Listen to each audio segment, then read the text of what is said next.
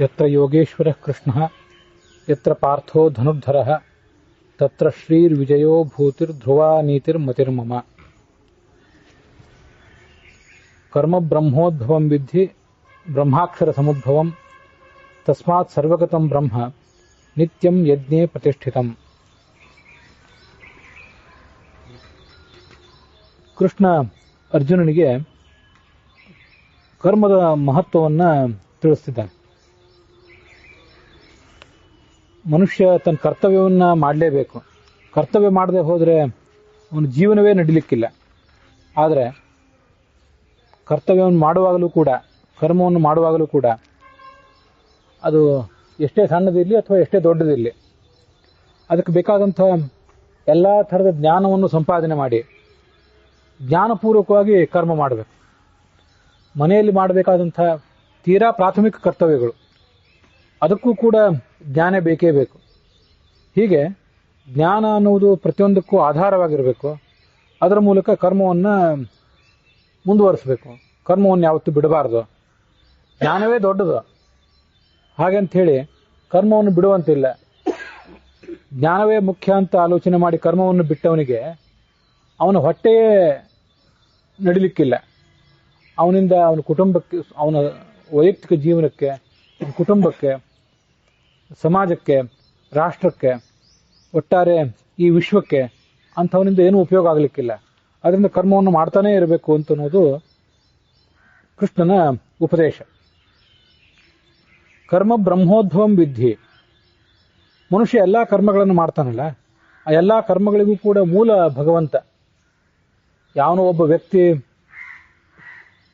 ಯಾವ ಕರ್ಮಕ್ಕೂ ಕೂಡ ಮೂಲ ಅಲ್ಲ. ಈ ಹಿಂದೆ ಅನೇಕ ಸರಿ ಇದನ್ನು ನೋಡಿದ್ದೇವೆ. ಯಾವ ಕರ್ಮವನ್ನು ಮಾಡಬೇಕು, ಯಾವುದನ್ನು ಮಾಡಬಾರ್ದು ಅಂತ ಮನುಷ್ಯನಿಗೆ ಸಂಶಯ ಬಂದಾಗ ನಮ್ಮಂಥವ್ರು ಯಾರೋ ಒಬ್ಬರು ಮನುಷ್ಯರ ಇಚ್ಛೆ, ಅವರ ಮರ್ಜಿ ಅದನ್ನು ಗಮನಿಸುವುದಾದರೆ ಒಬ್ಬೊಬ್ಬರು ಒಂದೊಂದು ರೀತಿಯಾಗಿ ಹೇಳ್ತಾರೆ. ಆದ್ದರಿಂದ ಏನು ಮಾಡಬೇಕು, ಏನು ಮಾಡಬಾರ್ದು ಅನ್ನೋದ್ರ ಬಗ್ಗೆ ಯಾವುದೇ ನಿರ್ಣಯ ಇಲ್ಲಂತ ಆಗಿಬಿಡ್ತದೆ. ಎಲ್ಲರಿಗೂ ಗೊಂದಲ ಆಗ್ತದೆ. ಅದಕ್ಕಾಗಿ ಎಲ್ಲ ಕರ್ಮಗಳ ಮೂಲ ಭಗವಂತ. ಭಗವಂತ ಏನನ್ನು ಹೇಳ್ತಾನೆ, ಭಗವಂತ ಯಾವ ಕರ್ಮವನ್ನು ಮಾಡಿದರೆ, ನಾವು ಯಾವ ಕರ್ಮವನ್ನು ಮಾಡಿದಾಗ ಭಗವಂತ ಸಂತುಷ್ಟನಾಗ್ತಾನೋ ಆ ಕರ್ಮವನ್ನೇ ಕರ್ಮ ಅನ್ಬೇಕು. ಅದೇ ನಮ್ಮ ಕರ್ತವ್ಯ. ಮತ್ತೆ ಆ ಭಗವಂತನನ್ನು ತಿಳಿಯೋದು ಹೇಗೆ? ಭಗವಂತನನ್ನು ತಿಳಿಯಲಿಕ್ಕೆ ನಮ್ಮ ಕಣ್ಣು, ಕಿವಿ ಇತ್ಯಾದಿ ಇಂದ್ರಿಯಗಳೇನಿವೆ, ನಮ್ಮ ಮನಸ್ಸೇನಿದೆ, ಇದು ಭಗವಂತನನ್ನು ನಮಗೆ ತಿಳಿಸಲಾರದು. ಅದಕ್ಕೆ ಆ ಶಕ್ತಿ ಇಲ್ಲ. ಹಾಗಾಗಿ ಶಾಸ್ತ್ರಗಳಿಂದಲೇ, ಆಯಾ ಕಾಲಕ್ಕೆ ಆಯಾ ಮಹಾತ್ಮರು ನಮಗೇನು ಶಾಸ್ತ್ರವನ್ನು ಕೊಟ್ಟು ಹೋಗಿದ್ದಾರೆ, ಅಂಥ ಶಾಸ್ತ್ರದಿಂದಲೇ ಭಗವಂತನನ್ನು ತಿಳಿಯಬೇಕಷ್ಟೆ. ಮತ್ತೆ ಈ ಶಾಸ್ತ್ರವನ್ನು ಹೇಳುವವರು ಯಾರು? ಶಾಸ್ತ್ರವನ್ನು ಉಳಿಸುವವರು ಯಾರು? ಶಾಸ್ತ್ರವನ್ನು ಉಳಿಸಬೇಕಾದವರು ನಾವೇ. ಭಗವಂತ ಶಾಸ್ತ್ರವನ್ನು ನಮಗೆ ಕೊಟ್ಟ, ಮಹಾತ್ಮರಾದವರು ಶಾಸ್ತ್ರಗಳನ್ನು ನಮಗೆ ಕೊಟ್ಟರು. ಆ ಶಾಸ್ತ್ರಗಳನ್ನು ಈ ಜೀವಿಗಳು, ನಾವೇನಿದ್ದೇವೆ ಎಲ್ಲ ಜೀವರು, ಇವರು ನಾವು ಅದನ್ನು ನಿತ್ಯ ಪರಂಪರೆಯಿಂದ ಪಡ್ಕೊಂಡು ಅದನ್ನು ಮತ್ತೊಬ್ಬರಿಗೆ ಮುಟ್ಟಿಸ್ಬೇಕು.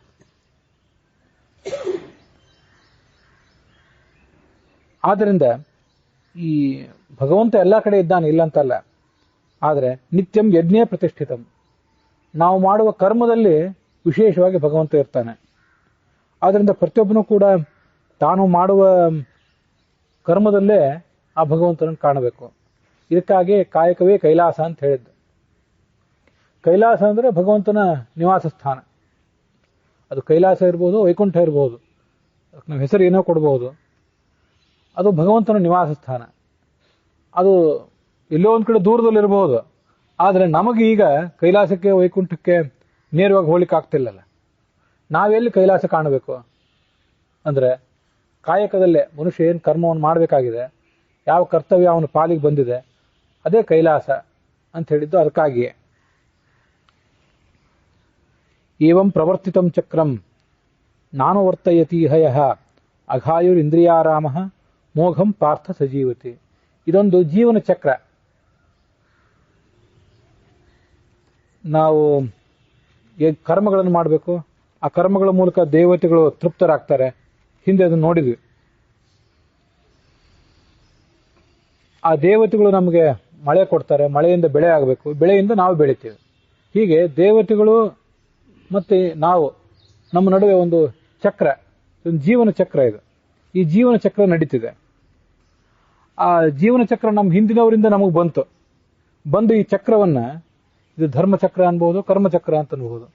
ಈ ಚಕ್ರವನ್ನು ನಾವು ಮುಂದುವರಿಸಬೇಕು. ಒಂದು ವೇಳೆ ನಾವು ಈ ಚಕ್ರವನ್ನು ಮುಂದುವರಿಸದೆ ಹೋದ್ರೆ, ಯಾರ್ಯಾರೋ ಮಹಾತ್ಮರಾದವರು ಜಗತ್ತಿನ ಚಕ್ರವನ್ನು ಮುಂದುವರಿಸ್ತಿರ್ತಾರೆ. ಜಗತ್ತಿನಲ್ಲಿ ಏನೂ ನಿಲ್ಲೋದಿಲ್ಲ. ಆ ಚಕ್ರ ತಾನು ನಡೀತಿರ್ತದೆ. ನಡೀತಿರುವ ಚಕ್ರದಲ್ಲಿ ನಮ್ಮ ಪಾಲು ಇದ್ರೆ ಅದರಿಂದ ನಮಗೆ ಉಪಯೋಗ.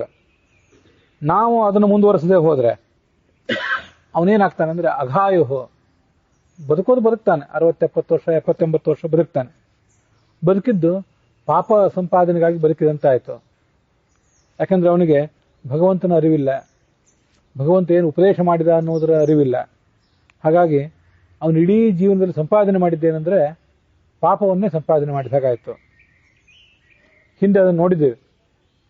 ಮನುಷ್ಯನಿಗೆ 14 ವರ್ಷಗಳ ನಂತರ ಜವಾಬ್ದಾರಿ ಬರ್ತದೆ. 18 ವರ್ಷಗಳ ನಂತರ ಅಲ್ಲ, 14 ವರ್ಷಕ್ಕೆ ಅವನು ಮಾಡಿದ ಕರ್ಮಗಳಿಗೆ ಅವನು ಜವಾಬ್ದಾರ ಆಗ್ತಾನೆ. ಒಂದು ಬಾರಿ 14 ವರ್ಷ ತಲುಪಿ ಮುಂದೆ 60-70 ವರ್ಷ 70-80 ವರ್ಷ ಮನುಷ್ಯ ಏನು ಬದುಕ್ತಾನೆ, ಬದುಕಿದವನು ಮುಂದಿನ 10 ಜನ್ಮಗಳಿಗೆ ಸಾಕಾಗುವಷ್ಟು ಕರ್ಮ ಮಾಡ್ತಾನೆ ಇದೊಂದು ಜನ್ಮದಲ್ಲಿ ಅಂತ ಹೀಗೆ ಶಾಸ್ತ್ರ ಎಚ್ಚರಿಸಿರೋದ್ರಿಂದ ನಾವು ಹೇಗೂ 14 ವರ್ಷದ ನಂತರ ಬದುಕ್ತೇವೆ. ಸರಿಯಾಗಿ ಬದುಕಿದ್ರೆ, ಪುಣ್ಯ ಕರ್ಮಗಳನ್ನು ಮಾಡಿದರೆ ನಮ್ಮ ಜೀವನ ನಮ್ಗೆ ಬಂಧಕ್ಕಾಗಲಿಕ್ಕಿಲ್ಲ. ಆದರೆ ಎಚ್ಚರಗೇಡಿಗಳಾಗಿ ಬದುಕಿದ್ರೆ ಅದೇ ಜೀವನ ಪುಣ್ಯಮಯವಾಗಬೇಕಾದ ಜೀವನ ಪಾಪದ ಜೀವನ ಆಗ್ತದೆ. ಮತ್ತೆ ಅವನನ್ನ ಇಂದ್ರಿಯಾರಾಮ ಅಂತ ಕರೀತಾರೆ. 5 ಕರ್ಮೇಂದ್ರಿಯ, 5 ಜ್ಞಾನೇಂದ್ರಿಯ, ಒಂದು ಮನಸ್ಸು, ಒಟ್ಟು 11 ಇಂದ್ರಿಯಗಳೇನಿವೆ. ಆ ಇಂದ್ರಿಯಗಳ ತೃಪ್ತಿಗಾಗಿ ಬದುಕುವವನು. ಆರಾಮ ಅಂದ್ರೆ ತೃಪ್ತಿ, ಸಂತೋಷ, ಸುಖ. ಇಂದ್ರಿಯಾರಾಮನಾಗಿ ಬದುಕ್ತಾನವನು. ಮೋಘಂ ಪಾರ್ಥ ಸಜೀವತಿ, ಅವನ ಜೀವನ ವ್ಯರ್ಥ. ಹೇಗಿದ್ದೀರಿ ಅಂತ ಕೇಳಿದ್ರೆ ಆರಾಮಿದ್ದೇವೆ ಅಂತ ಅಂತೀವಿ ನಾವೆಲ್ಲ. ಈ ಹೇಗೆ ಎಲ್ಲಿ ಆರಾಮರಾಗಿರ್ಬೇಕು? ಇಂದ್ರಿಯಾರಾಮರಾಗಿದ್ದು ಉಪಯೋಗ ಇಲ್ಲ. ಇಂದ್ರಿಯಗಳ ತೃಪ್ತಿಗಾಗಿ ಬದುಕಿದ್ರಿಂದ ಏನು ಲಾಭ ಇಲ್ಲ. ರಾಮ, ಶಿವ, ಕೃಷ್ಣ ಇತ್ಯಾದಿ ಬೇರೆ ಬೇರೆ ಹೆಸರುಗಳಿಂದ ಭಗವಂತ ಪ್ರಪಂಚದ ಬೇರೆ ಬೇರೆ ಧರ್ಮಗಳಲ್ಲಿ, ಬೇರೆ ಬೇರೆ ಪ್ರದೇಶಗಳಲ್ಲಿ ಕರೆಸ್ಕೋತಾನಲ್ಲ. ಆ ಭಗವಂತನ ತೃಪ್ತಿಗಾಗಿ ಬದುಕಬೇಕು. ಇಂದ್ರಿಯಗಳ ತೃಪ್ತಿಗಾಗಿ ಬದುಕುವುದಲ್ಲ, ರಾಮನ ತೃಪ್ತಿಗಾಗಿ ಬದುಕಬೇಕು. ಆವಾಗ ನಾವು ಇಂದ್ರಿಯಾರಾಮರಾಗೋದಿಲ್ಲ. ನಮ್ಮ ಇಂದ್ರಿಯಗಳ ತೃಪ್ತಿಗಾಗಿ ಬದುಕುವುದಲ್ಲ, ಭಗವಂತನ ತೃಪ್ತಿಗಾಗಿ ಬದುಕಬೇಕು. ಅದಿಲ್ಲದೆ ಹೋದರೆ ಮನುಷ್ಯನ ಜೀವನ ವ್ಯರ್ಥ. ಅದರಿಂದ ಕರ್ಮ ಬಿಡುವಂತಿಲ್ಲ. ನಾವು ಸಾಮಾನ್ಯ ಮನುಷ್ಯರು ಹೀಗೆ ಕರ್ಮ ಮಾಡ್ತಾನೆ ಮುಂದುವರಿಬೇಕು. ಆದರೆ ಆ ಕರ್ಮಗಳನ್ನು ಮಾಡ್ತಾ ಮಾಡ್ತಾ ಮುಂದುವರೆದಾಗ ಒಂದು ಹಂತದಲ್ಲಿ ಅವನ ಸಾಧನೆಯ ಒಂದು ಪಕ್ವ ಸ್ಥಿತಿಗೆ ಬಂದಾಗ ಏನಾಗ್ತದೆ? ಎಷ್ಟು ಆತ್ಮರತಿರೇವ ಸ್ಯಾತ್ ಆತ್ಮತೃಪ್ತಶ್ಚ ಮಾನವಃ ಆತ್ಮನ್ಯೇವ ಚ ಸಂತುಷ್ಟಃ ತಸ್ಯ ಕಾರ್ಯಂ ನ ವಿದ್ಯತೆ. ಭಗವಂತನನ್ನ ನೋಡಿದ್ದರಿಂದ, ಭಗವಂತನ ನಿತ್ಯ ಸಂಕೀರ್ತನೆ ಮಾಡಿದ್ದರಿಂದ ಆ ಭಗವಂತನ ಬಗ್ಗೆನೇ ಅವನ ಮನಸ್ಸು ಸಂಪ್ರೀತ ಆಗಿರ್ತದೆ. ಅವ್ರ ರತಿ ಅಂದ್ರೆ ಸುಖ, ಸಂತೋಷ. ಭಗವಂತನಲ್ಲೇ ಸುಖ ಕಾಣ್ತಾನೆ, ಅವನಲ್ಲೇ ತೃಪ್ತಿ ಕಾಣ್ತಾನೆ. ಆತ್ಮ ಅಂದ್ರೆ ಭಗವಂತ, ಅವನಲ್ಲೇ ರತಿ, ಸುಖ, ತೃಪ್ತಿ, ಸಂತುಷ್ಟಿನೂ ಅಲ್ಲೇ. ತಸ್ಯ ಕಾರ್ಯಂ ನ ವಿದ್ಯತೆ. ಆವಾಗ ಅವನು ಮಾಡಬೇಕಾದ್ದೇನೂ ಇರೋದಿಲ್ಲ. ಅಲ್ಲಿವರೆಗೆ ಅವನು ನಿತ್ಯ ಮಾಡಲೇಬೇಕು. ತನಗಾಗಿಯೂ ಮಾಡಬೇಕು, ಸಮಾಜಕ್ಕೆ ಮಾರ್ಗದರ್ಶನ ಮಾಡುವುದಕ್ಕಾಗಿ ಆದರೂ ಮಾಡಲೇಬೇಕು. ಒಂದು ಹಂತ ದಾಟಿದ ಮೇಲೆ ಅದನ್ನು ಮಾಡಬೇಕಾಗಿಲ್ಲದೆ ಇರಬಹುದು. ಆದರೆ ಅಲ್ಲಿವರೆಗೆ ಕರ್ಮವನ್ನು ಬಿಡುವಂತಿಲ್ಲ. ನೈವತಸ್ಯ ಕೃತೇನಾರ್ಥ ನಾಕೃತೇನೇಹ ಕಶ್ಚನ ನಚಾಸ್ಯ ಸರ್ವಭೂತೇಷು ಕಶ್ಚಿದ್ ಅರ್ಥವ್ಯಪಾಶ್ರಯ. ಅಂಥವನು ಒಂದು ವೇಳೆ ಕರ್ಮ ಮಾಡಿದರೆ ಅವನಿಗೂ ಏನಾದರೂ ಕರ್ಮ ಮಾಡುವಂಥ ಪ್ರಸಂಗ ಬರಬಹುದು. ಅಷ್ಟು ಕರ್ಮ ಮಾಡಿದ್ರಿಂದ ಅವನಿಗೆ ಸ್ವಂತಕ್ಕೇನು ಪ್ರಯೋಜನ ಇಲ್ಲದೆ ಇರಬಹುದು, ಏನು ಪ್ರಯೋಜನ ಇಲ್ಲ. ಅಥವಾ ಕರ್ಮವನ್ನು ಬಿಟ್ಟಿದ್ರಿಂದ ಅವನಿಗೆ ಹಾನಿಯೂ ಇಲ್ಲ. ಕರ್ಮವನ್ನು ಬಿಟ್ಟಿದ್ರಿಂದ ಹಾನಿ ಇಲ್ಲ, ಮಾಡಿದ್ರಿಂದ ಪ್ರಯೋಜನ ಇಲ್ಲ. ಯಾವ ಸ್ಥಿತಿಯಲ್ಲಿ ಅದು? ಈ ನಾವೇನೀಗ ಸದ್ಯದ ಹಂತದಲ್ಲಿದ್ದೇವೆ ಈ ಸ್ಥಿತಿಗಳನ್ನೆಲ್ಲ ದಾಟಿ ಮುಂದೊಂದು ಸ್ಥಿತಿಗೆ ಹೋದಾಗ ಆವಾಗ ಮನುಷ್ಯನಿಗೆ ಮಾನ ಅಪಮಾನ ಲಾಭ ನಷ್ಟ ಇತ್ಯಾದಿ ಯಾವುದ್ರದ್ದು ಪರಿವೇನೂ ಇರೋದಿಲ್ಲ. ಈಗ ನಾವಿರೋ ಹಂತ ಅದಲ್ಲ. ನಾವಿರೋ ಹಂತದಲ್ಲಿ ಕರ್ಮ ಮಾಡದೆ ಹೋದ್ರೆ ನಮ್ಮ ಹೊಟ್ಟೆನೇ ತುಂಬಲಿಕ್ಕಿಲ್ಲ. ಆದರೆ ಈ ಇಂಥ ಅನೇಕ ಹಂತಗಳನ್ನು ದಾಟಿ ಅನೇಕ ಜನ್ಮಗಳನ್ನು ದಾಟಿ ಮುಂದೆ ಹೋದಾಗ ಆವಾಗ ಅವನಿಗೆ ಇಂಥ ಒಂದು ಸ್ಥಿತಿ ಬರ್ತದೆ. ಆದರೆ ಅದು ಅಂಥ ಸ್ಥಿತಿಯನ್ನು ತಲುಪಿದಾಗ ಕೂಡ ಅಂಥ ಸ್ಥಿತಿಯನ್ನು ತಲುಪಿದ್ದೀನೋ ಇಲ್ಲೋ ಅಂತ ಅನ್ನೋದನ್ನ ಅವನು ಬಹಳ ಎಚ್ಚರಿಕೆಯಿಂದ ಗಮನಿಸ್ಕೋಬೇಕಾಗ್ತದೆ. ಒಂದು 4 ಶಾಸ್ತ್ರಗಳನ್ನು ಓದಿ 4 ಪ್ರವಚನಗಳನ್ನು ಮಾಡಿದ್ದ ಮಾತ್ರಕ್ಕೆ ಅಂಥ ಸ್ಥಿತಿಯನ್ನು ತಲುಪೋದಿಲ್ಲ ಮನುಷ್ಯ. ಅವನಿಗೆ ಮಾನ ಅಪಮಾನ ಲಾಭ ನಷ್ಟ ಸುಖ ದುಃಖ ಇದನ್ನೆಲ್ಲವನ್ನೂ ಸಮಾನವಾಗಿ ಕಾಣ್ತಿದ್ದೇನಾ ಅಂತನ್ನುವುದನ್ನು ತಾನು ಆತ್ಮವಿಮರ್ಶೆ ಮಾಡಿ ತಿಳ್ಕೊಳ್ಬೇಕು. ಅಷ್ಟು ತಿಳ್ಕೊಂಡು ಅದೆಲ್ಲ ಆದಮೇಲೆ ಜಗತ್ತಿನಿಂದ ಏನೂ ಆಗಬೇಕಾಗಿಲ್ಲ. ತಾನು ಅವಧೂತ ಅಂತ ಕರೆಸ್ಕೊಂಡ್ಮೇಲೆ ಅಂಥವ್ರನ್ನ ಅವಧೂತ ಅಂತ ಕರೀತಾರೆ. ಅವಧೂತ ಅಂತಂದ್ರೆ ಹಿಂದೆ ಹೇಳಿದ್ದೆ ಎಲ್ಲವನ್ನೂ ಝಾಡಿಸ್ಕೊಳ್ಳೋದು ಅಂತ ಅರ್ಥ. ಬಟ್ಟೆಗೇನಾದ್ರೂ ಕೊಳೆ ಹತ್ತಿದ್ರೆ ನಾವು ಅದನ್ನು ಝಾಡಿಸ್ಕೊತೀವಲ್ಲ, ಅಂಥವನು ಎಲ್ಲ ಥರದ ವೈಯಕ್ತಿಕ ಕೌಟುಂಬಿಕ ಸಾಮಾಜಿಕ ಅಂಟು ನಂಟು ಎಲ್ಲವನ್ನೂ ಕೂಡ ಝಾಡಿಸ್ಕೊಂಡು ಬಿಟ್ಟಿರ್ತಾನೆ. ಅದಕ್ಕಾಗಿ ಅವನನ್ನ ಅವಧೂತ ಅಂತ ಕರೀತಾರೆ. ಅಂಥವನಿಗೆ ಯಾವುದೇ ಕಾರ್ಯ ಇಲ್ಲ. ಆದರೆ ಆ ಸ್ಥಿತಿಗೆ ನಾವಿನ್ನೂ ತಲುಪಿಲ್ಲ. ಮಾನ ಅಪಮಾನ, ಯಾರಾದರೂ ಮಾನ ಮಾಡಿದಾಗ ನಮ್ಗೆ ಸಂತೋಷ ಆಗ್ತದೆ, ಯಾರಾದರೂ ಮಾನ ಮಾಡದೆ ಹೋದಾಗ ನಮ್ಗೆ ದುಃಖ ಆಗ್ತದೆ. ಇನ್ನೂ ನಾವು ಆ ಸ್ಥಿತಿಯಲ್ಲಿ ಇದ್ದೇವೆ ಅಂದ್ರೆ ಆ ಹಂತಕ್ಕೆ ಹೋಗಿಲ್ಲ ಅಂತ ಅರ್ಥ. ಆವಾಗ ಕರ್ಮಗಳನ್ನು ಮುಂದುವರಿಸ್ತಾನೆ ಇರಬೇಕು. ನಚಾಸ್ಯ ಸರ್ವಭೂತೇಶು ಕಶ್ಚಿತ್ ಅರ್ಥವ್ಯಪಾಶ್ರಯ. ಪ್ರಪಂಚದ ಯಾವ ಜೀವಿಯಿಂದಲೂ ಅವನಿಗೆ ಆಗಬೇಕಾದ ಕೆಲಸ ಏನೂ ಇರೋದಿಲ್ಲ. ತನ್ನ ಸಮೀಪಕ್ಕೆ ಬಂದವರಿಗೆ ಶಿಷ್ಯರಾದವರಿಗೆ ಏನಾದರೂ ಉಪದೇಶ ಮಾಡಬೇಕು ಅಂದ್ರೆ ಮಾಡ್ತಾನೆ, ಅವರಿಗಾಗಿ ಮಾಡ್ತಾನೆ. ಅವರಿಗೆ ಮಾಡಿದ್ರಿಂದ ಇವನಿಗೇನು ಉಪಯೋಗ ಇಲ್ಲ. ಆ ಶಿಷ್ಯರು ಇವನನ್ನು ಹಾಡಿ ಹೊಗಳ್ತಾರೆ ಅನ್ನುವ ನಿರೀಕ್ಷೆ ಇಲ್ಲ. ಅವರು ಇವನಿಗೇನಾದರೂ ಧನ ಸಹಾಯ ಮಾಡ್ತಾರೆ, ಅವನಿಗೊಂದು ಮಠ ಕಟ್ಟಿಕೊಡ್ತಾರೆ, ಅವನನ್ನು ಗುರು ಅಂತ ಸಮಾಜದಲ್ಲಿ ಮೆರೆಸ್ತಾರೆ ಅನ್ನುವಂಥ ಏನೂ ನಿರೀಕ್ಷೆ ಇರೋದಿಲ್ಲ. ಹಾಗಿದ್ದಾಗ ಒಂದು ವೇಳೆ ಕರ್ಮವನ್ನು ಮಾಡದೆ ಹೋದರೆ ಅವನಿಗೆ ಅದರಿಂದ ವಿನಾಯಿತಿ ಇದೆ. ಯಾಕಂದ್ರೆ ಪ್ರತಿಯೊಂದು ಕ್ಷಣದಲ್ಲೂ ಕೂಡ ಭಗವಂತನನ್ನು ಕಾಣ್ತಿರ್ತಾನೆ. ಯಾರ ಸಮೀಪಕ್ಕೆ ಬಂದರೂ ಎಲ್ಲ ಭಗವಂತನನ್ನೇ ಕಾಣ್ತಿರೋದ್ರಿಂದ ಬೇರೆ ಜನರ ಜೊತೆ ವ್ಯವಹರಿಸಲಿಕ್ಕೆ ಅವನಿಗೆ ಸಾಧ್ಯ ಆಗೋದಿಲ್ಲ. ಅಂಥವನಿಗೆ ಕರ್ಮದಿಂದ ವಿನಾಯಿತಿ ಇದೆ.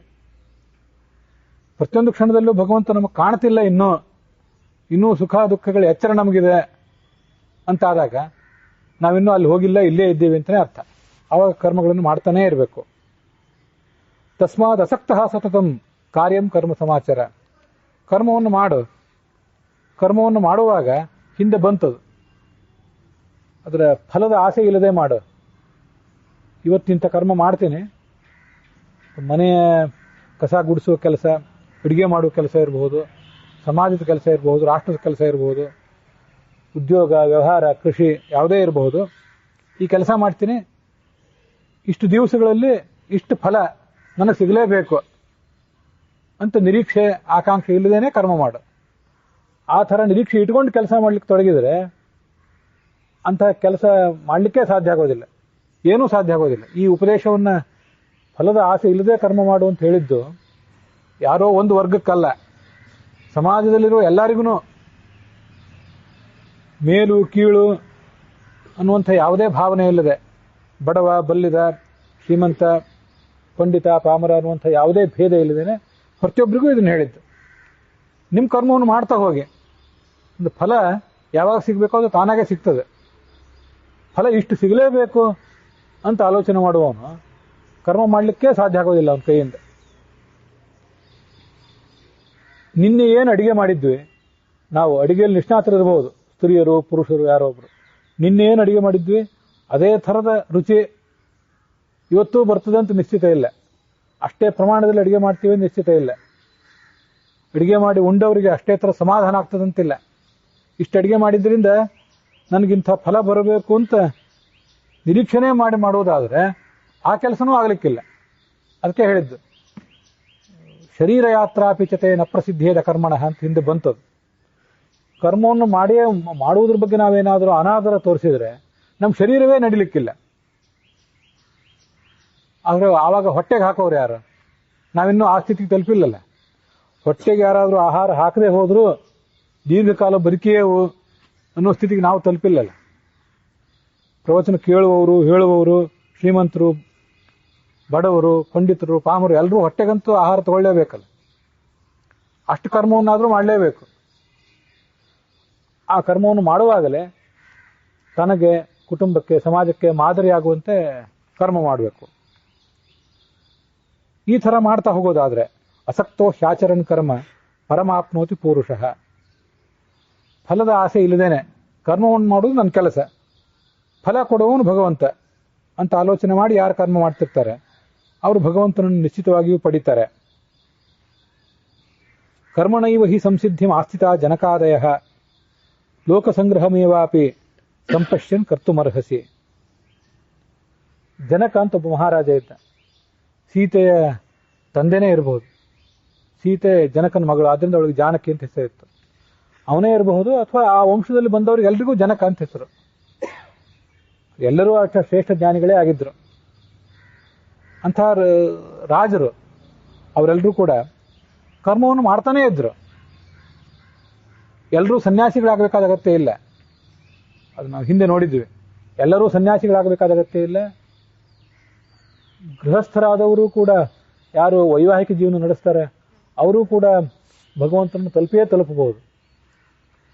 ಆದರೆ ಕೆಲವರಿಗೆ ಸನ್ಯಾಸಿಗಳಾಗಿಯೇ ಸಾಧನೆ ಮಾಡಬೇಕಾದ, ವೈಯಕ್ತಿಕ ಸಾಧನೆ ಮಾಡಬೇಕಾದ, ಮತ್ತು ಸನ್ಯಾಸಿಗಳಾಗಿಯೇ ಜಗತ್ತಿಗೆ ಮಾರ್ಗದರ್ಶನ ಮಾಡಬೇಕಾದಂಥ ಹೊಣೆಗಾರಿಕೆ ಇರ್ತದೆ. ಯಾರಿಗೆ ಯಾವ ಹೊಣೆಗಾರಿಕೆ ಇರ್ತದೆ ಅಂತ ಅನ್ನೋದನ್ನ ಅವ್ರವ್ರ ಗುರುಗಳು ತಿಳಿಸ್ತಾರೆ. ಸಮಾಜದಲ್ಲಿ ಇದ್ದವ್ರನ್ನೆಲ್ಲ ಕರೆದು ನೀವೆಲ್ಲ ಸನ್ಯಾಸಿಗಳಾಗಿ ಬನ್ರಿ ಅಂತ ಯಾವ ಗುರುಗಳು ದೀಕ್ಷಾ ಏನು ಕೊಡೋದಿಲ್ಲಲ್ಲ. ಅದರಲ್ಲಿ ಕೆಲವರನ್ನು ಆರಿಸಿ, ನಿಮಗೆ ಸನ್ಯಾಸಿ ಜೀವನದ ಹಂಬಲ ಇದೆಯೇನೋ, ನೀವೀಗ ಬದುಕ್ತೀರೇನೋ ಅಂತ ಅವ್ರನ್ನ ಪರೀಕ್ಷೆ ಮಾಡಿ, ಅವರೂ ಆತ್ಮವಿಮರ್ಶೆ ಮಾಡಿಕೊಂಡು, ಗುರುಗಳು ಆತ್ಮವಿಮರ್ಶೆ ಮಾಡಿ ಎಲ್ಲ ಆದಮೇಲೆ ಸನ್ಯಾಸ ಕೊಡ್ತಿರ್ತಾರೆ. ಆದರೆ ಪ್ರತಿಯೊಬ್ಬನೂ ಕೂಡ ಆ ಥರದ ಸನ್ಯಾಸ, ಕಾವಿ ಬಟ್ಟೆ ಉಟ್ಟು ಕೈಯಲ್ಲಿ ದಂಡ ಹಿಡಿದು ಸನ್ಯಾಸ ಸ್ವೀಕಾರ ಮಾಡಬೇಕಾದ ಅಗತ್ಯ ಪ್ರತಿಯೊಬ್ಬನಿಗೂ ಇಲ್ಲ.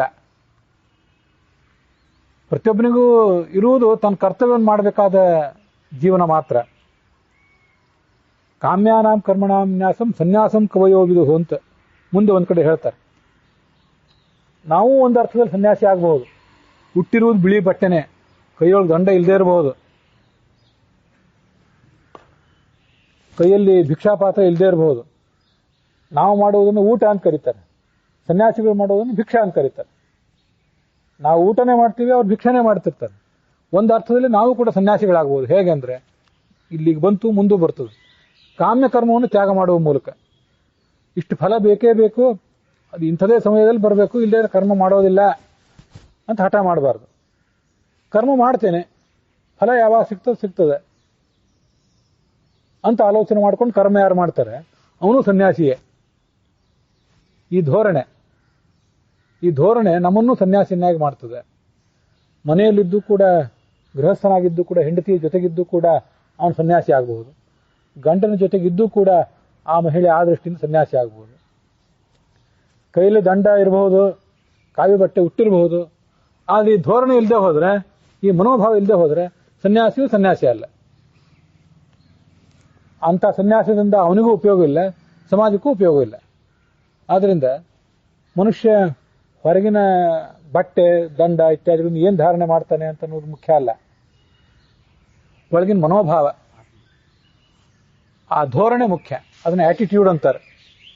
ನಮ್ಮನ್ನ ಉನ್ನತಿಗೆ ಏರಿಸುವುದು, ನಮ್ಮನ್ನ ಎತ್ತರಕ್ಕೆ ಏರಿಸುವುದು ನಮ್ಮ ಮನೋಭಾವ. ಕೇವಲ ಕ್ರಿಯೆಗಳಲ್ಲ, ಕ್ರಿಯೆಗಳನ್ನು ಎಲ್ಲರೂ ಮಾಡ್ತಿರ್ತಾರೆ, ಮನೋಭಾವ ನಮ್ಮನ್ನು ಮೇಲೆ ಏರಿಸ್ತದೆ. ಅಂಥವನು ಭಗವಂತನನ್ನು ತಲುಪ್ತಾನೆ. ಜನಕ ಮೊದಲಾದವರು ಗೃಹಸ್ಥರೇ ಆಗಿದ್ರು, ಬೇಕಾಷ್ಟು ಸಾಧನೆ ಅವರು ಮಾಡಿಯೇ ಮಾಡಿದರು. ಆದ್ರಿಂದ ಅವರಿಗೊಂದು ಜವಾಬ್ದಾರಿ ಏನಿತ್ತು, ಅಂಥ ಜವಾಬ್ದಾರಿ ನಿನಗೂ ಇರಬೇಕು. ಏನು ಜವಾಬ್ದಾರಿ ಅಂದರೆ, ಸಮಾಜಕ್ಕೆ ಮಾದರಿಯಾಗಿರ್ಬೇಕಲ್ಲ. ಪ್ರತಿಯೊಬ್ಬರನ್ನು ನೋಡ್ತಿರ್ತಾರೆ. ಮಹಾತ್ಮರು ಅಂತ ಏನಿರ್ತಾರೆ, ಅವ್ರು ಬಹಳ ಎತ್ತರದಲ್ಲಿರ್ತಾರೆ, ಅವ್ರನ್ನ ಬಹಳ ಜನ ನೋಡ್ತಾರೆ. ನಮ್ಮನ್ನ ಕೆಲವೇ ಜನ ನೋಡ್ತಿರ್ತಾರೆ. ಆದರೂ ನಮ್ಮನ್ನು ಒಬ್ಬರು ನೋಡೇ ನೋಡ್ತಿರ್ತಾರೆ. ಮಕ್ಕಳು ತಂದೆಯನ್ನು ನೋಡ್ತಾರೆ, ಆ ತಂದೆಯವರು ತಮ್ಮ ತಂದೆಯನ್ನು ನೋಡ್ತಿರ್ತಾರೆ, ಮಕ್ಕಳು ತಮ್ಮ ಅಜ್ಜಂದ್ರನ್ನು ನೋಡ್ತಿರ್ತಾರೆ, ಅಜ್ಜಿಯಂದ್ರನ್ನು ನೋಡ್ತಿರ್ತಾರೆ. ಅಂತೂ ನಾವು ಬಾಲ್ಯದಲ್ಲಿ ಕಲಿಯೋದು ಯಾರಿಂದ? ಮಹಾತ್ಮರಿಂದ ಅಲ್ಲಲ್ಲ. ಮಹಾತ್ಮರ ಬಗ್ಗೆ ನಮ್ಗೆ ಗೊತ್ತಾಗೋದು ಶಾಲೆ ಮಠಗಳಲ್ಲಿ ಗೊತ್ತಾಗೋದು, ಆಮೇಲೆ ಗೊತ್ತಾಗೋದು. ಮೊದಲು ನಾವು ಕಲಿಯೋದು ಯಾರಿಂದ? ತಾಯಿ ತಂದೆ ಅಂದ್ರಲ್ಲೇ ಕಲಿಯೋದು. ತಾಯಿಯೇ ಮೊದಲ ಗುರು, ತಾಯಿ ಆಮೇಲೆ ತಂದೆ ಮೊದಲ ಗುರು, ಮನೆ ಪಾಠಶಾಲೆ ಅಂತ ಅದಕ್ಕಾಗಿ ಹೇಳೋದಲ್ಲ. ಹಾಗಾಗಿ ಮಕ್ಕಳಿಗೆ ಮಾದರಿಯಾಗಿ ಬದುಕಬೇಕಂತ ಜವಾಬ್ದಾರಿ ಆದ್ರೂ ನಮ್ಗೆ ಇದ್ದೇ ಇದೆಯಲ್ಲ. ಉಳಿದವ್ರು ಯಾರು ನಮ್ಮನ್ನು ನೋಡಿ ಕಲೀಲಿ ಬಿಡಲಿ, ಅವ್ರಿಗಾಗಿ ಬದುಕುವಂತ ಜವಾಬ್ದಾರಿ ಆದ್ರೂ ನಮ್ಗೆ ಇದ್ದೇ ಇದೆ. ಅದೇ ತಂದೆ ತಾಯಂದರು ಒಂದು ವೇಳೆ ಶಿಕ್ಷಕರಾದ್ರೆ ಅನೇಕ ಜನರಿಗೆ ಮಾದರಿ ಆಗುವಂತ ಜವಾಬ್ದಾರಿ ಬರ್ತದೆ. ಶಿಕ್ಷಕರಲ್ಲದೆ ಹೋದ್ರೂ ಕೂಡ, ವೃತ್ತಿಯಿಂದ ಶಿಕ್ಷಕರಲ್ಲದೆ ಹೋದ್ರೂ ಕೂಡ ಅನೇಕ ಜನ ಈ ಜಗತ್ತಿನಲ್ಲಿ ನಾವು ನೋಡಿರ್ತೀವಿ, ಸಮಾಜಕ್ಕೆ ಮಾದರಿ ಆಗುವಂತವ್ರು ಬದುಕ್ತಿರ್ತಾರೆ. ಶಿಕ್ಷಣ ಅಂತ ಅನ್ನೋದು ಕೇವಲ 4 ಗೋಡೆಗಳ ನಡುವೆ ಸಿಗುವಂತ ಸಂಗತಿ ಅಲ್ಲ. ಜಗತ್ತು ಒಂದು ತೆರೆದ ವಿಶ್ವವಿದ್ಯಾಲಯ. ಆದ್ರಿಂದ ಇಲ್ಲಿ ಎಲ್ಲರೂ ಕೂಡ ತಮ್ಮ ಕರ್ತವ್ಯ ಯಾರು ಮಾಡ್ತಿರ್ತಾರೆ ಅವರೆಲ್ಲ ಗುರುಗಳೇ. ನಿಸ್ವಾರ್ಥ ಮನೋಭಾವದಿಂದ ಯಾರು ಕರ್ತವ್ಯಗಳನ್ನು ಮಾಡ್ತಿರ್ತಾರೆ ಅವರೆಲ್ಲ ಗುರುಗಳೇ. ಅವರಿಂದ ಉಳಿದವರೆಲ್ಲ ಕಲೀಲೇಬೇಕು. ಹಾಗೆ ಗುರುಗಳಾಗಿ ಯಾರು ಬದುಕ್ತಿರ್ತಾರೆ, ಅಂತ ಗುರುಗಳಾಗಿ ಬದುಕಿದ್ರಿಂದ ಅವರಿಗೆ ಯಾರು ಸಂಭಾವನೆ ಕೊಡದೇ ಇರಬಹುದು, ಅವ್ರಿಗೆ ಸಂಬಳ ಕೊಡದೇ ಇರಬಹುದು, ಆದರೆ ಅವ್ರು ಮಾಡೋದೇ ಮಾಡ್ತಿರ್ತಾರೆ. ಹಾಗೆ ಇವರು ಕೂಡ ಮಾಡಲೇಬೇಕು. ಜನಕನ ಬಗ್ಗೆ ಬಂತು. ಆ ವಂಶದಲ್ಲಿ ಇದ್ದವರೆಲ್ಲ ಅಷ್ಟು ನಿಸ್ಪೃಹ ಮನೋಭಾವ ಇದ್ದಂಥ ರಾಜರಾಗಿದ್ರು. ರಾಜ್ಯ ಕಾರ್ಯವನ್ನು ಮಾಡ್ತಿದ್ದ, ಮಕ್ಕಳನ್ನು ಹುಟ್ಟಿಸಿದ್ದ, ಮತ್ತೆ ತತ್ವಜ್ಞಾನಿಗಳು ಯಾರಾದರೂ ಬಂದ್ರೆ ಅವ್ರ ಜೊತೆ ಸಮಾಲೋಚನೆನೂ ಮಾಡ್ತಿದ್ದ. ಅವನೊಂದು ಬಾರಿ ಹೀಗೆ ಸಮಾಲೋಚನೆ ಮಾಡುವಾಗ, ಮಹಾರಾಜರೇ ನಿಮ್ಮ ಮಿಥಿಲಾ ನಗರಕ್ಕೆ ಬೆಂಕಿ ಬಿತ್ತು ಅಂತ ಹೇಳಿದ್ರಂತ. ಮಹಾಭಾರತದಲ್ಲಿ ಒಂದು ಕಡೆ ಬರ್ತದೆ. ಮಿಥಿಲಾ ಅಂದ್ರೆ ಅವರ ನಗರ. ಜನಕನ ಮಗಳಾದ್ರಿಂದ ಸೀತೆಗೆ ಜಾನಕಿ ಅಂತ ಹೆಸರು. ಮಿಥಿಲಾ ನಗರದಲ್ಲಿ ಹುಟ್ಟಿದವಳಾದ್ರಿಂದ ಅವಳಿಗೆ ಮೈಥಿಲಿ ಅಂತ ಹೆಸರು. ಇದೆರಡು ಸೀತೆಗೆ ಹೆಸರು. ಮಿಥಿಲಾ ಅಂತ ಊರು, ಅವರಿಗೆ ವಿದೇಹ ಅಂತನೂ ಹೆಸರು. ಆ ವಿದೇಹನ ಮಗಳಾದ್ರಿಂದ ಅವಳಿಗೆ ವೈದೇಹಿ ಅಂತನೂ ಹೆಸರು ಸೀತೆಗೆ. ವಿದೇಹ ಅಂದ್ರೆ ಏನು? ದೇಹ ಅಂದ್ರೆ ನಮ್ಗೆ ಗೊತ್ತು, ಇದು ದೇಹ. ನಾವು ಸದೇಹರು, ದೇಹದೊಳಗಿದ್ದೀವಿ. ಮತ್ತೆ ಆ ದೇಹದ ಬಗ್ಗೆ ನಮ್ಗೆ ವಿಪರೀತವಾದ ನಂಟು ಬೇರೆ. ನಮ್ಮ ದೇಹ ಅಂತ ಅಭಿಮಾನ ಬೇರೆ ಇದ್ರ ಬಗ್ಗೆ. ಆದ್ರೆ ಅವರು ಅಂದ್ರೆ ಇಲ್ದೇ ಇರೋದಂತ ಅರ್ಥ. ದೇಹಾಭಿಮಾನವನ್ನು ಕಳ್ಕೊಂಡವರಾದ್ರಿಂದ ಅವ್ರಿಗೆ ವಿದೇಹ ಅಂತ ಹೆಸರು. ಆ ರಾಜರಿಗೆ ಹಾಗೆ ಹೆಸರಿತ್ತು. ಮತ್ತೂ ಏನಾರು ಅರ್ಥಗಳಿತ್ತು, ಅದು ವಿಷಯ ಬೇರೆ. ಅಂತೂ ದೇಹಾಭಿಮಾನ ರಹಿತರಾಗಿ ನಿಸ್ಪೃಹರಾಗಿ ಬದುಕಿದವರು ಅವರು. ಆದ್ರಿಂದ ಅವ್ರಿಗೆ ವಿದೇಹ, ಜನಕ ಮತ್ತೆ ಮೈಥಿಲ ಹೀಗೆಲ್ಲ ಅವ್ರಿಗೆ ಹೆಸರು. ನಿಮ್ಮ ಮಿಥಿಲಾ ನಗರಕ್ಕೆ ಬೆಂಕಿ ಬಿತ್ತು ಅಂತ ಆಳು ಕಾಳುಗಳು ಬಂದು ಹೇಳಿದ್ರಂತೆ. ನನ್ನ ಮಿಥಿಲಾ ನಗರ ಅನ್ಬೇಡ್ರಿ, ನಂದಲ್ಲ ಮಿಥಿಲಾ ನಗರ, ನಂದಲ್ಲ. ಮಿಥಿಲಾ ನಗರವನ್ನು ಆಳು ಅಂತ ದೇವ್ರು ನನಗೆ ಕೊಟ್ಟಿದ್ದ ಅಷ್ಟೇ. ನಾನು ಅದರ ರಾಜ, ಅದರ ಪ್ರತಿನಿಧಿಯಾಗಿ ಆಳ್ಬೇಕಷ್ಟೇ, ನಾನು ದೇವರ ಪ್ರತಿನಿಧಿಯಾಗಿ. ನನ್ನ ಮಿಥಿಲಾ ನಗರ ಅಲ್ಲ. ಮಿಥಿಲಾ ನಗರ ಅಷ್ಟೇ ಅಲ್ಲ, ಇಡೀ ರಾಜ್ಯ, ರಾಷ್ಟ್ರ, ವಿಶ್ವ ಎಲ್ಲನೂ ಭಗವಂತಂದೇ. ಬೆಂಕಿ ಆರಿಸ್ಲಿಕ್ಕೆ ಆಮೇಲೆ ಪ್ರಯತ್ನ ಪಟ್ಟ, ಅದನ್ನ ಆರಿಸಿದ, ಆಗಬೇಕಾದ ಹಾನಿಯನ್ನು ತಪ್ಪಿಸಿದ, ಅದು ವಿಷಯ ಬೇರೆ. ನಂದಲ್ಲ ಅಂತ ಹೇಳ್ತಿದ್ನಂತ. ನಂದು ಅಂತ ಅನ್ಬೇಡಿ. ಇವತ್ತು ರಾಜಕಾರಣಿಗಳಾದವರು, ರಾಜರಾದವರು ಎಲ್ಲವೂ ನಂದೇ ಅಂತಂತಿರ್ತಾರೆ. ಯಾರೂ ಹೇಳದೆ ಹೋದ್ರು ಇದು ನಿಮ್ಮದು ಅಂತ ಯಾರೂ ಹೇಳದೆ ಹೋದ್ರು, ನಾವು ಹುಟ್ಟಿದ್ದೇ ಎಲ್ಲವನ್ನೂ ಆಳ್ಲಿಕ್ಕಾಗಿಯೇ, ಎಲ್ಲನೂ ನಮ್ಮ ಕೈಯಲ್ಲಿ ಇಟ್ಕೊಳ್ಳಿಕ್ಕಾಗಿಯೇ ಅನ್ನುವಂತೆ ಬದುಕ್ತಿರ್ತಾರೆ. ಅವನು ರಾಜನೇ ಆಗಿದ್ದ. 5 ವರ್ಷದ ನಂತರ ಅವನು ಯಾರೂ ಇಳಿಸ್ತಿರ್ಲಿಲ್ಲ. ಅವನು ಸಾಯೋ ತನಕ ಅವನೇ ರಾಜ. ಅಷ್ಟಾದ್ರೂ ಈ ರಾಜ್ಯ ನಂದಲ್ಲ ಅನ್ನೋ ಎಚ್ಚರ ಅವನಿಗಿತ್ತು. ಅಂಥವನು ಕರ್ಮ ಮಾಡಿಯೇ ಸಾಧನೆ ಏರಿದ. ಕರ್ಮವನ್ನು ಬಿಟ್ಟು ಸನ್ಯಾಸಿಗಳಾಗಿ ಎಲ್ಲರೂ ಸಾಧನೆ ಮಾಡಬೇಕಾಗಿಲ್ಲ. ಜನಕಂಥವ್ರು ನೋಡಿ ಈ ಕರ್ಮ ಮಾಡಿದ್ರು, ಸಾಧನೆ ಶಿಖರ ಏರಿದ್ರು ಅಂತ ಕೃಷ್ಣ ಅವನಿಗೆ ಹೇಳ್ತಾನೆ. ಯದ್ಯದಾಚರತ ಶ್ರೇಷ್ಠ ತತ್ತದೇವೇತರೋ ಜನಃ ಸಯತ್ ಪ್ರಮಾಣಂ ಕುರುತೆ ಲೋಕಸ್ತದನು ವರ್ತತೆ. ಇದು ಭಗವದ್ಗೀತಾದಲ್ಲಿ ಒಂದು ಪ್ರಸಿದ್ಧವಾದ ಶ್ಲೋಕ. ಶ್ರೇಷ್ಠರಾದವರು ವ್ಯಕ್ತಿಗಳು ಏನ್ ಕೆಲಸ ಮಾಡ್ತಿರ್ತಾರಲ್ಲ, ದೊಡ್ಡವರು ಅಂತ ಕರೆಸ್ಕೊಂಡವ್ರು, ಹಣದ ಹೆಸರಿನಿಂದ, ಹಣದ ದೃಷ್ಟಿಯಲ್ಲಿ, ಮತ್ತೆ ಖ್ಯಾತಿಯ ದೃಷ್ಟಿಯಲ್ಲಿ, ಅಧಿಕಾರದ ಸ್ಥಾನಮಾನಗಳ ದೃಷ್ಟಿಯಲ್ಲಿ ಯಾರು ದೊಡ್ಡವರು ಅಂತ ಇರ್ತಾರಲ್ಲ, ಸಮಾಜಕ್ಕೆ ಯಾರು ಕಣ್ಣಿಗೆ ಕಾಣ್ತಿರ್ತಾರಲ್ಲ, ಅವರು ಬಹಳ ಎಚ್ಚರಿಕೆಯಿಂದ ಇರ್ಬೇಕು ಯಾವತ್ತು. ಯಾಕೆಂದ್ರೆ ಅವ್ರು ಏನು ಮಾಡ್ತಾರೋ ಉಳಿದವರು ಅದನ್ನೇ ಮಾಡ್ತಾರೆ. ನಾವು ಮಾಡಿದ್ದು ಗಮನಕ್ಕೆ ಬರದೇ ಇರಬಹುದು ಕೆಲವು ಬಾರಿ, ಅದು ದೊಡ್ಡವರು ಮಾಡೋದು ಗಮನಕ್ಕೆ ಬಂದೇ ಬರ್ತದೆ. ಅವನು ಯಾವುದನ್ನ ಸರಿ ಅಂತ ತಿಳಿದು ಮಾಡ್ತಾನೋ ಅದನ್ನ ಜನ ಕೂಡ ಅನುಸರಿಸ್ತಾರೆ, ಅದನ್ನ ಹಿಂಬಾಲಿಸ್ತಾರೆ. ಅದರಿಂದ ಅವನು ಬಹಳ ಎಚ್ಚರಿಕೆಯಿಂದಿರಬೇಕು. ದೊಡ್ಡವನು ಅಂತ ಹೇಳ್ತೀವಲ್ಲ, ದೊಡ್ಡವರು ಅಂತ ಸಾಪೇಕ್ಷ. ಅದು ನಮ್ಮ ಕುಟುಂಬದಲ್ಲಿ ನಾವೇ ದೊಡ್ಡವರಾಗಿರ್ತೇವೆ. ಹುಟ್ಟುವಾಗ ಚಿಕ್ಕ ಮಕ್ಕಳಾಗಿರ್ತೀವಿ, ಸಣ್ಣವರಾಗಿರ್ತೇವೆ. ಬೆಳೀತಾ ಬೆಳೀತಾ ನಾವು ನಮ್ಮ ತಮ್ಮಂದ್ರಿಗೆ, ತಂಗಿಯಂದ್ರಿಗೆ, ನಾವು ಅಣ್ಣಂದಿರಾಗಿ ಅಕ್ಕಂದಿರಾಗಿ ನಾವೇ ದೊಡ್ಡವರಾಗ್ತೇವೆ. ಅದಕ್ಕೆ ಹಿರಿಯಕ್ಕನ ಚಾಳೆ ಮನೆ ಮಂದಿಗೆಲ್ಲ ಅಂತಂತಾರೆ. ಯಾಕಂದ್ರೆ ಹಿರಿಯಕ್ಕ ಅಂದ್ರೆ ದೊಡ್ಡವರು ಅಂತ ಅರ್ಥ.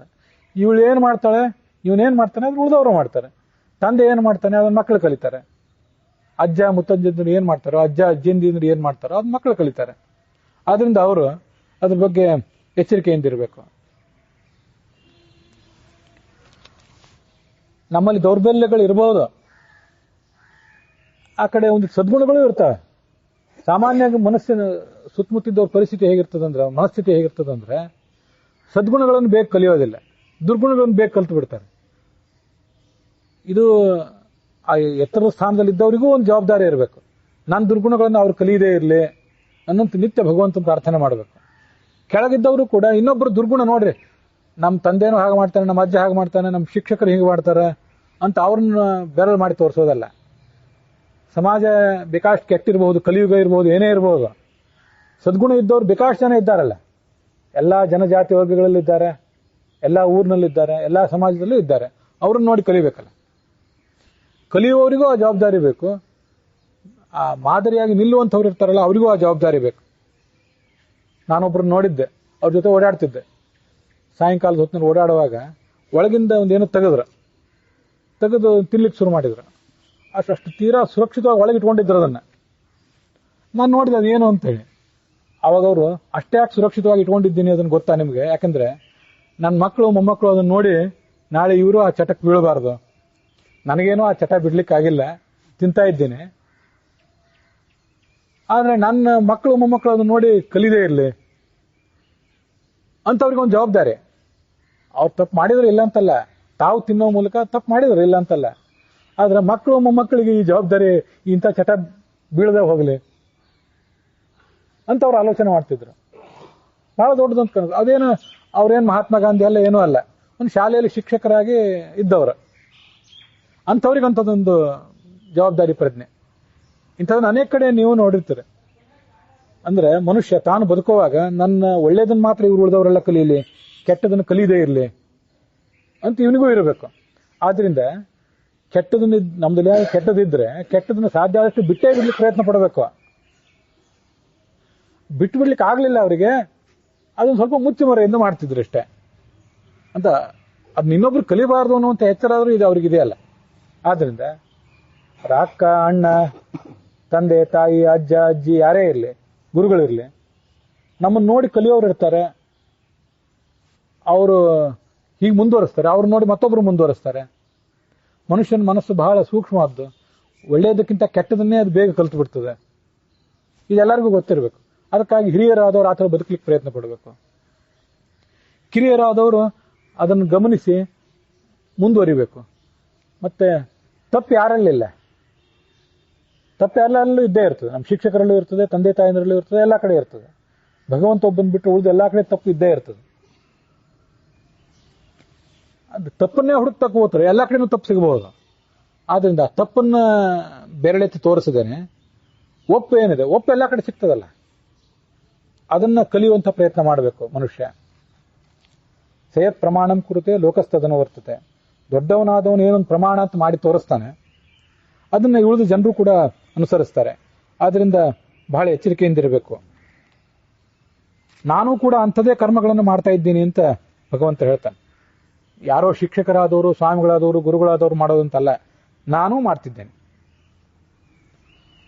ನನಗೇನು, ನಾನು ಭಗವಂತ, ನಾನು ಈ ಜಗತ್ತಿನಲ್ಲಿ ಕರ್ಮ ಮಾಡಿಯೇ ಗಳಿಸ್ಬೇಕಾದ್ದೇನೂ ಇಲ್ಲ. ಆದರೂ ನಾನು ಕರ್ಮ ಮಾಡ್ತಾನೇ ಇದ್ದೇನೆ. ರಾಮನಾಗಿ, ಕೃಷ್ಣನಾಗಿ, ಮತ್ತೇನೇನೋ ಆಗಿ ಈ ಜಗತ್ತಿನಲ್ಲಿ ಹುಟ್ಟಿ ಬಂದಲ್ಲ ಭಗವಂತ, ಕರ್ಮ ಮಾಡ್ತಾನೇ ಇದ್ದೇನೆ. ಕರ್ಮದಲ್ಲಿ ತೊಡಗೇ ಇದ್ದೇನೆ, ನಿಲ್ಲಿಸೇ ಇಲ್ಲ ನಾನು. ನಮೇ ಪಾರ್ಥಾಸ್ತಿ ಕರ್ತವ್ಯಂ ತ್ರಿಷು ಲೋಕೇಶು ಕಿಂಚನ ನಾನವಾಪ್ತಮವಾಪ್ತವ್ಯಂ ವರ್ತ ಏವಚ ಕರ್ಮಣಿ. ಕರ್ಮಗಳನ್ನು ಮಾಡ್ತಾನೇ ಇದ್ದೇನೆ, ನಿಲ್ಲಿಸಲಿಲ್ಲ. ನಾನೇ ಮಾಡ್ತಿದ್ದೀನಿ ಅಂದಮೇಲೆ ನೀವು ಯಾರೂ ಕೂಡ ಕರ್ಮವನ್ನು ನಿಲ್ಲಿಸುವಂತಿಲ್ಲ. ಭಗವಂತನೇ ಅದನ್ನು ಮಾಡ್ತಿರುವಾಗ ಭಗವಂತನ ಭಕ್ತರು ಕೂಡ ಅದನ್ನು ಮುಂದುವರಿಸಲೇಬೇಕು. ಯಾವತ್ತೂ ಕೂಡ ಅದನ್ನು ನಿಲ್ಲಿಸುವಂತಿಲ್ಲ ಅಂತ ಭಗವಂತ ಕೃಷ್ಣ ಅರ್ಜುನನಿಗೆ ಆ ಸಂದೇಶ ಕೊಟ್ಟ. ಕರ್ಮವನ್ನು ನಾನೇ ಹೇಗೆ ಮಾಡ್ತಿದ್ದೇನೆ, ಕರ್ಮದ ಮಹತ್ವವನ್ನು ನಾನು ಹೇಗೆ ತಿಳ್ಕೊಂಡು ಮಾಡ್ತಿದ್ದೇನೆ ಅಂತ ಇನ್ನೂ ಕೆಲವು ಮಾತುಗಳನ್ನು ಹೇಳ್ತಾನೆ. ಆ ಮಾತುಗಳನ್ನು ಮುಂದಿನ ಭಾಗದಲ್ಲಿ ನೋಡೋಣ.